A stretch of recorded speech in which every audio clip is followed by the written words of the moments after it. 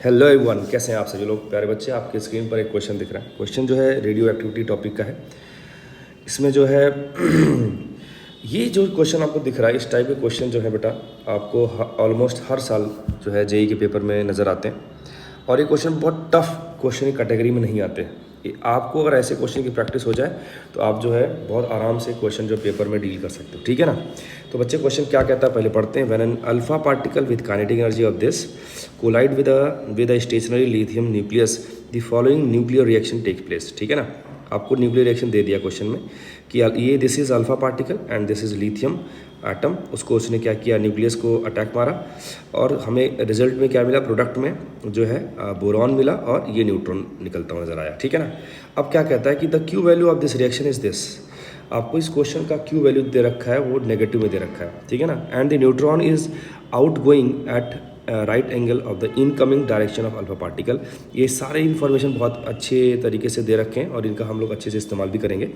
If kinetic energy of neutron and the boron nucleus are K1 and K2 respectively, तो हमसे बोला है कि बताइए K1 और K2 क्या होंगे।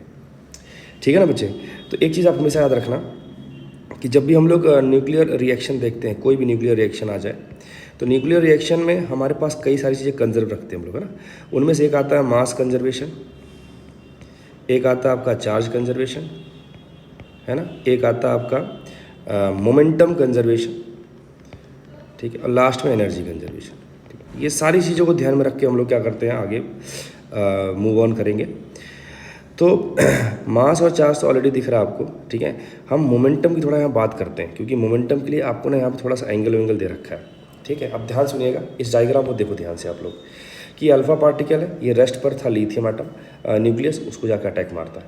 उसका मैंने जो है मोमेंटम पी दिखा दिया अल्फा पार्टिकल का, ये आया।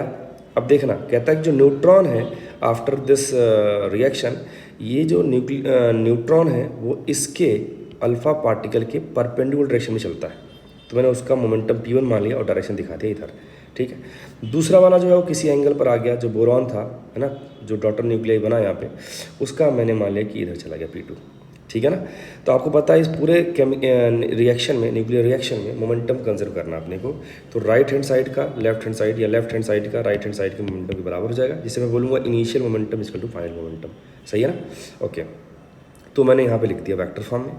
अब आप एक चीज़ देखेंगे कि जो है इस डायरेक्ट, अगर मैं इस P2 का कंपोनेंट लेता हूँ इधर, तो आएगा P2 cos थीटा, इधर आएगा P2 sin थीटा। बोलो आएगा कि नहीं आएगा? यस। अगर आप देखें तो इस लेफ्ट राइट हैंड साइड वाले में प्रोडक्ट वाले में जो इस डायरेक्शन में एक्स डायरेक्शन में जो कंपोनेंट आ रहा है मोमेंटम, वो सिर्फ P2 cos थीटा है। और इधर रिएक्टेंट साइड में सिर्फ अल्फा पार्टिकल एक्स में चल रहा था, हमने मान के रखा है। तो ये दोनों का मोमेंटम आपसे बराबर हो जाएगा। मोमेंटम कंजर्वेशन एक्स डायरेक्शन कर दिया हमने, तो वो लिख दिया मैंने यहाँ पे। ऐसे इस वाले का इनिशियल कोई मोमेंटम वाई में नहीं था, तो मैं बोलूँगा कि वाई इसका न्यूट्रॉन का मोमेंटम और P2 का ये वाला कंपोनेंट P2 sin थीटा आपस में बैलेंस आउट हो जाएंगे, तो मैंने वो लिख दिया। आई बात समझ? ओके, फिर मैंने यहाँ से P2 लिखा यहाँ से, तो P2 क्या लिख सकते हैं, P माइनस P1, वो लिख दिया मैंने। हमारे पास P2 जो होगा इन दोनों का रिजल्टेंट के बराबर हो सकता है। P हमारे पास किधर था, इस तरफ था। P1 कहाँ पे था, इस तरफ था। हमें P माइनस P1 करना, तो P1 को उल्टा करके लगा देंगे, तो ये देखो आ गया इन दोनों का रिजल्टेंट P2, जो कि दिख भी रहा था क्वेश्चन में ऐसा।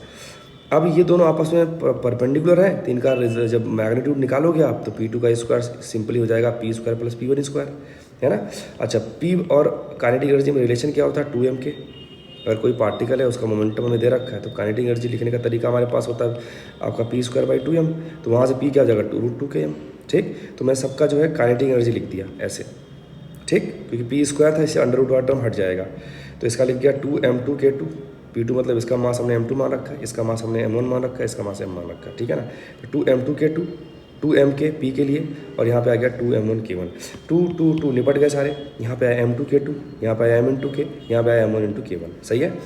अब m2 जो है मतलब मास को डिनोट करेगा, तो यहाँ पर जो मास नंबर दे रखा आपको जो है लिथियम का, सॉरी ये किसका था, एक सेकंड रुकिए ज़रा। हाँ, यस। तो आप यहाँ पे देखिए बेटा, ये जो बोरॉन है, बोरॉन, बोरॉन का जो मास नंबर वो 10 होता है। कितना होता है? 10 होता है। और यहाँ पे M2 मतलब ये बोरॉन वाले के लिए बात चल रही थी, तो इसका मैं रख दिया मास नंबर 10 के बराबर। 10 इंटू मास ऑफ प्रोटॉन लिखते, लेकिन ठीक है वो सब में कॉमन आएगा तो मैं हटा दिया। ठीक, तो M2 की जगह पे आ गया 10, यहाँ पे आ गया K2। M क्या था? अल्फा पार्टिकल था, अल्फा पार्टिकल 4 हो जाता 2He4 में, और यहाँ हमारे पास न्यूट्रॉन था, वहाँ पे 0N1 होता तो 1 इस्तेमाल कर लोगे तो 1 आ जाएगा यहाँ पे। ठीक, तो हमारे पास 10K2 = 4K + K1 आ गया। यहाँ से आप देखो, आपको कुछ डेटा दे रखा क्वेश्चन में कि जो अल्फा पार्टिकल है उसकी काइनेटिक एनर्जी जो दे रखी थी क्वेश्चन में, वो दे रखी है 14 मिली इलेक्ट्रॉन वोल्ट। मेरे प्यारे बच्चों, मैंने यहाँ पे रख दिया K की जगह पे, तो 4 × 14 आ गया।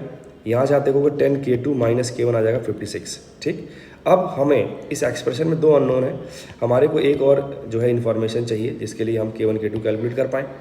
तो हमें क्वेश्चन में Q वैल्यू दे रखा था, तो पहले आप Q वैल्यू चेक करें क्या होता है। Q वैल्यू सिंपल होता है बेटा, binding energy of product minus binding energy of reactant. आई बात समझ? तो आप इसको ऐसे भी लिख सकते थे, Q + binding energy of reactant = binding energy of product. ठीक है, बोलो।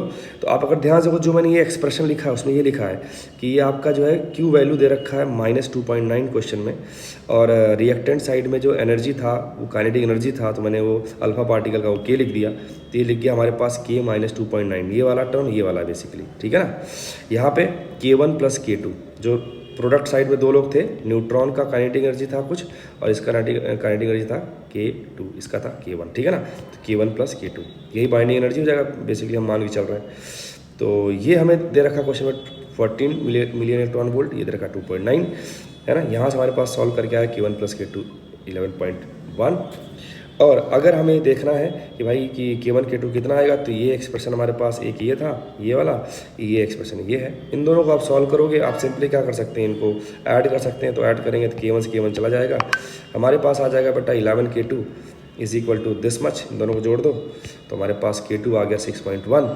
ऐसे आप K1 निकाल सकते हो 5 मिलियन इलेक्ट्रॉन वोल्ट। ठीक है ना, तो ये क्वेश्चन जो था बेटा बहुत ही आसान था। सिंपली हमें एक बार मोमेंटम कंजर्वेशन करना पड़ गया, और एक बार Q वैल्यू का ये कंसेप्ट इस्तेमाल किया हमने। 2 अननोन थे, 2 अननोन आराम से निकाल लिया। ठीक है ना, तो जिसको ये छोटी छोटी बातें पता होंगी बहुत आराम से कर सकता है। लास्ट ईयर 2022 में क्वेश्चन आया था, अगर आपने देखा हो प्रीवियस ईयर एडवांस का, तो पेपर 1 या 2 में था एक क्वेश्चन इसी पर बेस्ड, जिसका जो है कई लोगों ने गलत कर दिया जल्दीबाजी में, बट वो क्वेश्चन था बहुत आसान। ठीक है ना, तो आज जाके आप लोग देखिएगा, एक क्वेश्चन वहाँ पे आया हुआ है ऐसा। आई होप पूरी वीडियो आपको समझ में आई होगी बच्चे। तो मिलते हैं नेक्स्ट वीडियो लेक्चर में, तब तक के लिए bye bye, see you, take care, जय हिंद।